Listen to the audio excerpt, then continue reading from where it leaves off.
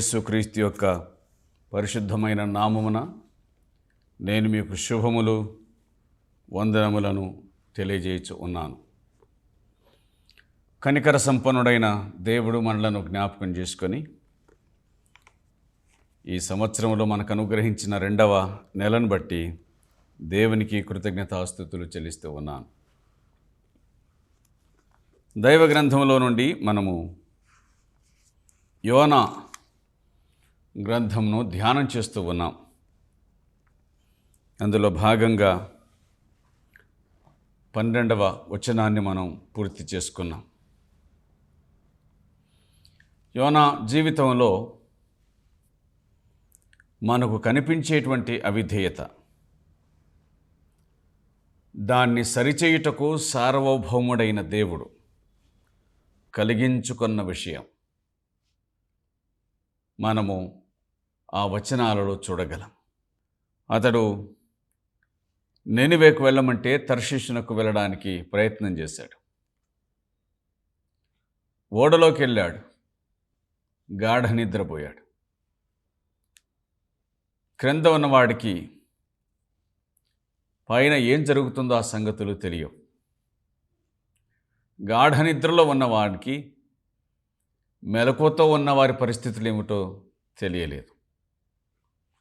అంచేత మెలకువగా ఉన్నవారు వచ్చి గాఢ నిద్రలో ఉన్నవారిని లెగ్గొడితేనే కానీ, లేపితేనే కానీ అతనికి సంగతి అర్థం కాలేదు.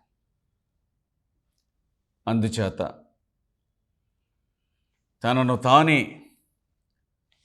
ఈ సమస్యకు కారకుణ్ణి అని చెప్పుకొని పరిష్కారాన్ని కూడా తానే సూచించాడు. నేను ఆయన సన్నిధిలో నుంచి పారిపోతున్న హేతువు చేత మీకు ఈ సమస్య వచ్చింది అని తానే చెప్పాడు. ఏం చెయ్యాలి అని అడిగితే నన్ను ఎత్తి సముద్రంలో పడేయండి అని అన్నాడు యోనా. 13వ వచనం, వారు ఓడను దరికి తెచ్చుటకు తెడ్లను బహుబలముగా వేసిరి గాని గాలి తమకు ఎదురై తుఫాను బలము చేత సముద్రం పొంగి ఉండుట వలన వారి ప్రయత్నము వ్యర్థమాయెను. ఆ నావికులు మనసాక్షి కలిగిన వారు.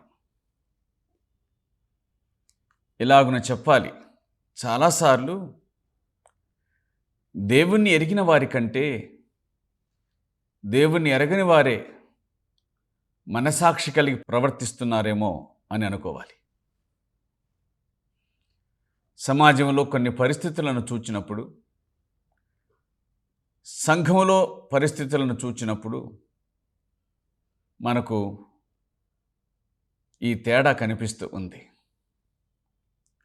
జీవము లేని వాటిని ఆరాధించేవారు జీవము గల దేవుణ్ణి ఆరాధించే వారి కంటే కొన్ని విషయాలలో ఉన్నతంగానే కనిపిస్తూ ఉన్నారు. మనసాక్షి లేని క్రైస్తవ జీవితం నిష్ప్రయోజనమైంది. ప్రియులారా, ఈ ఓడనావికులకు ఒక మనసాక్షి ఉంది. ఒక మనిషిని మనం ఎలాగున చంపాలి అని. కానీ ప్రయత్నాలు సఫలం కాలేదు. వారు ఒక మనిషిని కాపాడడానికి చేసిన ప్రయత్నం అది సఫలం కాలేదు. ఒక మాటలో చెప్పాలి అనంటే, ఒక అవిధేయుడిని కాపాడడానికి వారు చేస్తున్న ప్రయత్నాలు ఎంతమాత్రం కూడా దేవుడు హర్షించేవిగా కనిపించలేదు. ఇంకా చెప్పాలి అనంటే, దేవుడు శిక్షించదలిచిన మనిషిని భూమి మీద ఏ మానవుడు కాపాడలేడు అని గుర్తుంచుకోవాలి. ప్రియులరా, ఫలితం ఏమిటి అని అనగా వ్యర్థ ప్రయత్నం. ప్రయత్నాలన్నీ వ్యర్థమైనాయి. ఇదంతా ఒక వ్యర్థ ప్రయత్నంగా మారిపోయింది. ఇప్పుడేం చేయాలి? కాబట్టి వారు యెహోవా అని అన్నారు. జాగ్రత్తగా వినాలి. వారు మొదట యోనా దగ్గరికి వచ్చారు. అతన్ని నిద్ర నుండి లేపి ఎవరు ఏమిటి సంగతి కనుక్కున్నారు. వివరాలు కనుగొన్న తర్వాత అతన్ని కాపాడడానికి ప్రయత్నం చేశారు. తమ ప్రయత్నాలు వ్యర్థమైన తర్వాత యెహోవా, తమ ప్రయత్నం వ్యర్థమైన తర్వాత దేవుడి దగ్గరికి వెళ్ళారు. తమ ప్రయత్నాలు వ్యర్థమై తాము కూడా చావునకు దగ్గరైనప్పుడు యెహోవా అంటూ ఆయన దగ్గరికి వెళ్ళారు. ప్రయత్నమే, అలాగే ప్రార్థనయే.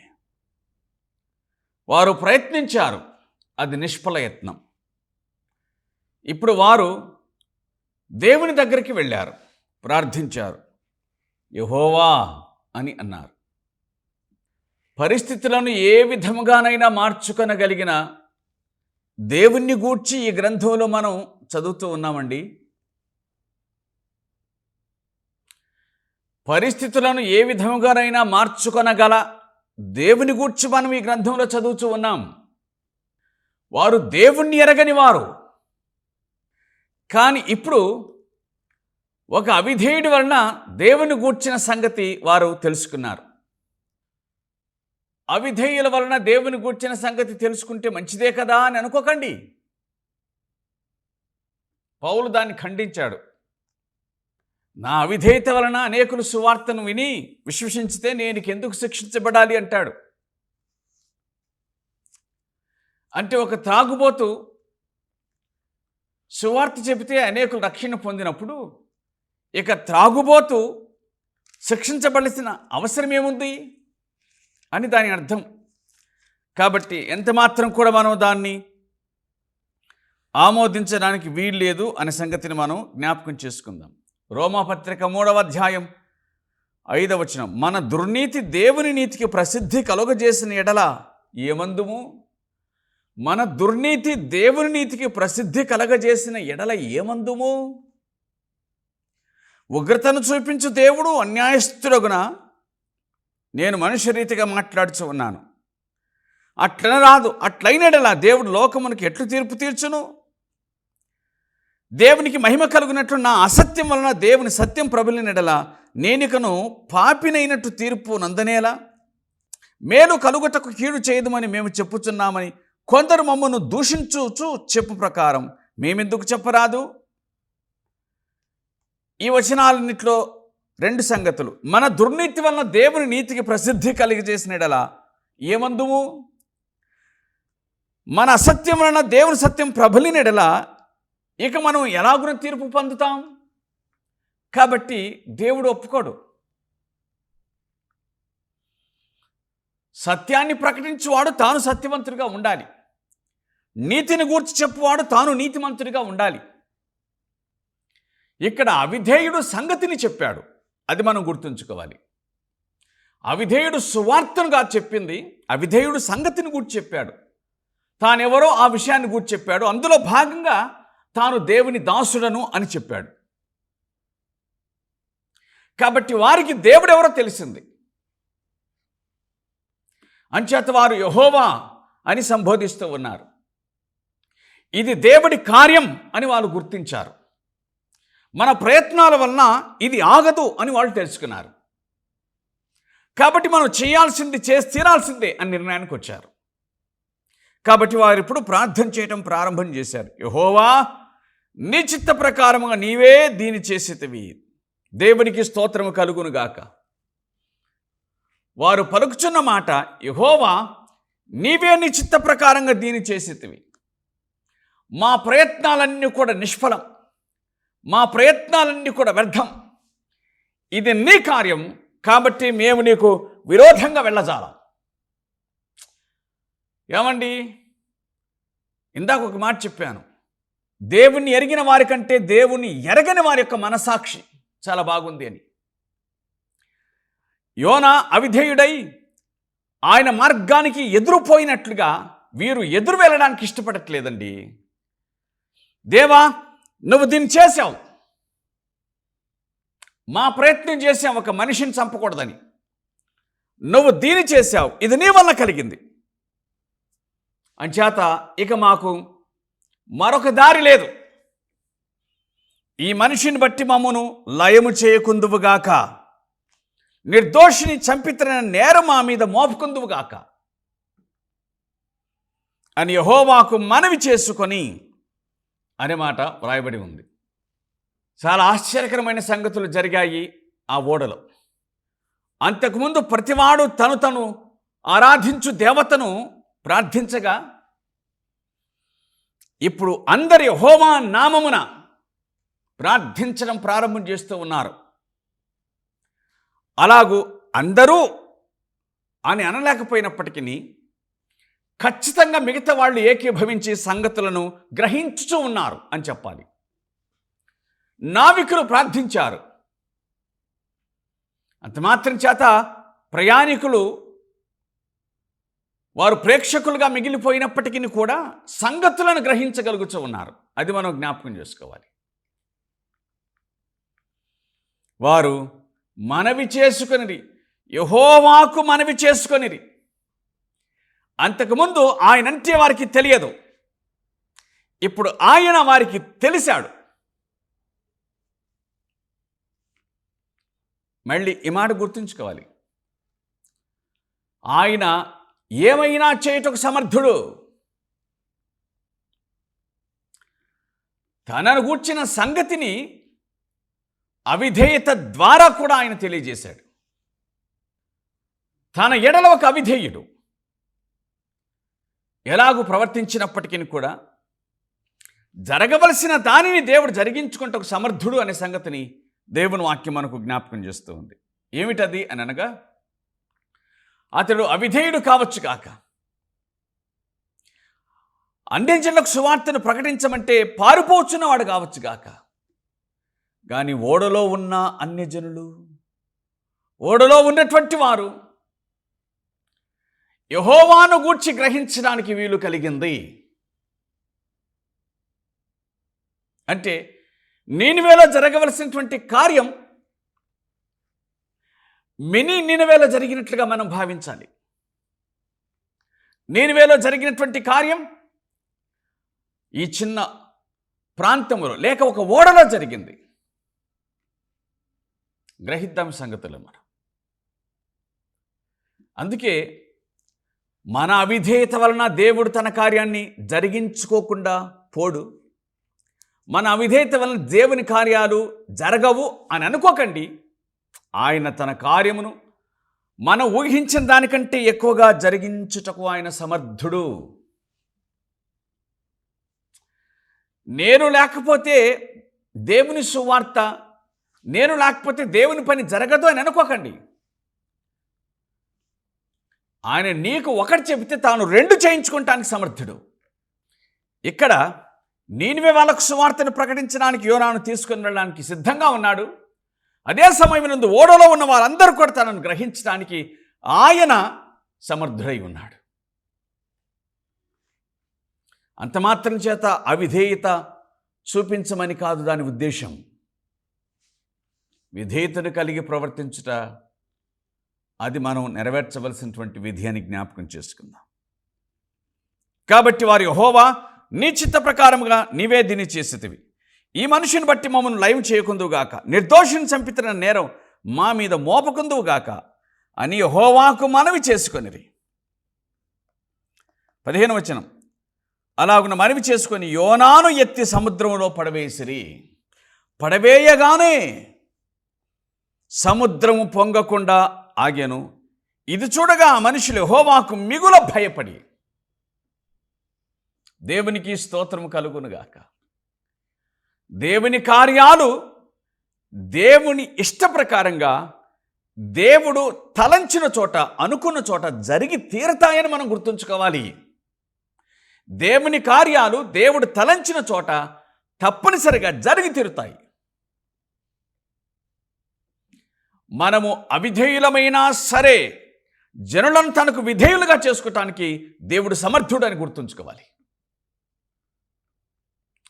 మన అవిధేయతలోనే ఆయన ప్రజలను తన వైపునకు ఆకర్షించుకుంటకు సమర్థుడైతే మన విధేయతలో ఆయన ఇంకెంతమందిని ఆకర్షించుకుంటాడు. మన అవిధేయతని అనేకులను ప్రభు దగ్గరికి తీసుకొని వస్తే మన విధేయత ఇంకెంతమందిని ప్రభు దగ్గరికి తీసుకొని రాగలుగుతుంది. జ్ఞాపకం చేసుకుందాం, విధేయులమగుదాం.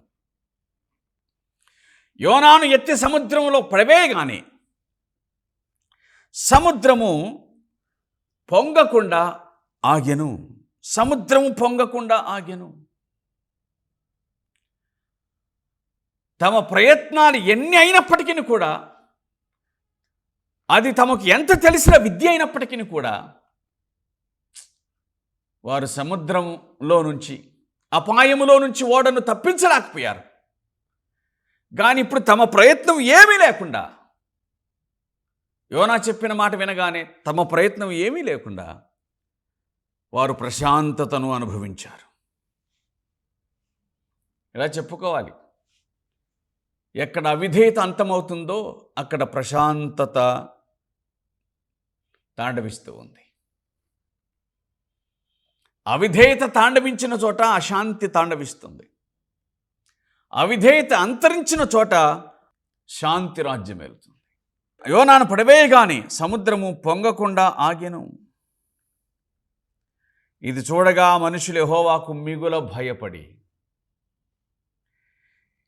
ఇక్కడ దేవునికి భయపడని ఒక ప్రవక్తను చూస్తూ ఉన్నాం. దేవుడే మాట్లాడి దర్శనమిచ్చిన ప్రవక్త దేవునికి భయపడకపోగా, ఆయన నామాన్ని విని సంగతిని చూచినటువంటి వారు మాత్రం దేవునికి భయపడి, మామూలుగా కాదు మిగుల భయపడి ఆయనకు బలి అర్పించి మొక్కుబళ్ళు చేసిరి. ఆయనకు మిగుల భయపడ్డారు, ఆయనకు బలి అర్పించారు, ఆయనకు మొక్కుబళ్ళు చేశారు.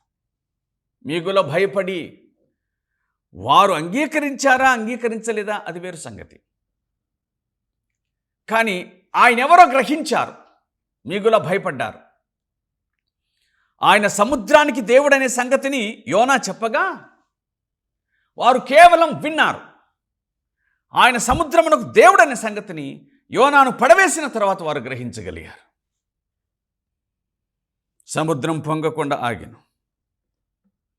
ఆ మనుషులు యెహోవాకు మిగుల భయపడ్డారు, ఆయనకు బలి అర్పించారు. బహుశా అందులోనే ఏవైనా జంతువులు ఉన్నాయేమో వాటిని అర్పించి, వారు అన్యులు కాబట్టి బలి అర్పించడం అనేటువంటిది వారికి ఒక అలవాటు. తర్వాత మొక్కుబళ్ళు చేసుకున్నారు. క్షేమంగా బయటికి వెళ్తే ఇంకా అర్పిస్తాము తండ్రి అని ఎంత భయపడ్డారు.